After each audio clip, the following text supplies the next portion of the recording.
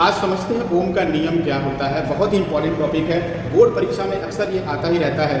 ये यदि किसी चालक तार की भौतिक अवस्था में परिवर्तन न किया जाए तो तार के सिरों पर आरोपित विभवांतर V उसमें बहने वाली धारा I के क्या होती है, समानुपाती होती है। जब भी किसी वायर को हम क्या करते हैं, किसी बैटरी अथवा सेल से कनेक्ट करते हैं तो उसके सिरों पर हम क्या करते हैं, विभवांतर को आरोपित करते हैं, जिसके कारण उस परिपथ में क्या होता है, धारा प्रवाहित होती है। कब? जब वो परिपथ पूर्ण होता है, चारों तरफ से कंप्लीट रहता है, तब। यहाँ देख पा रहे होंगे इलेक्ट्रिक करंट प्रवाहित होने से पहले इलेक्ट्रॉन की डायरेक्शन को शो किया गया कि नेगेटिव टर्मिनल से इस तरीके से इलेक्ट्रॉन चलते चलते चलते कहाँ आता है, पॉजिटिव टर्मिनल की तरफ आता है। ठीक उसी तरीके से हम ये बताएंगे कि इलेक्ट्रॉन के चलने की विपरीत जो दिशा होती है वो किसकी दिशा होती है, इलेक्ट्रिक करंट की दिशा होती है, विद्युत धारा की दिशा होती है।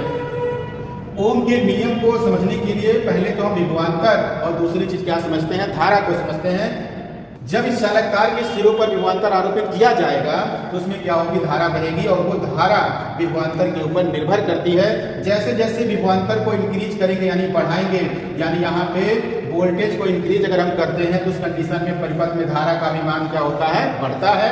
इससे यही समझ में आता है कि V I के क्या होती है, समानुपाती होती है। पर यहाँ एक कंडीशन है, भौतिक अवस्था में परिवर्तन ना किया जाए। तो भौतिक अवस्था में परिवर्तन ना किया जाए इसका मतलब ये होगा कि इस चालक तार के ताप, दाब और आयतन में परिवर्तन ना किया जाए।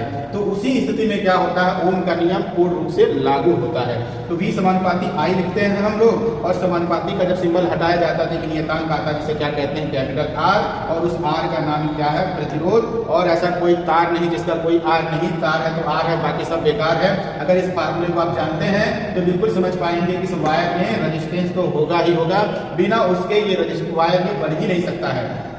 और यहाँ पे चलते चलते रेजिस्टेंस का जो मात्रक होता है वो ओम होता है, और ये जो R है वो किसी चालक तार का गुण होता है, प्रॉपर्टी होता है, जो उस धारा के मार्ग में क्या करता है, अवरोध उत्पन्न करता है, विद्युत धारा के मार्ग में रुकावट उत्पन्न करता है। ठीक है।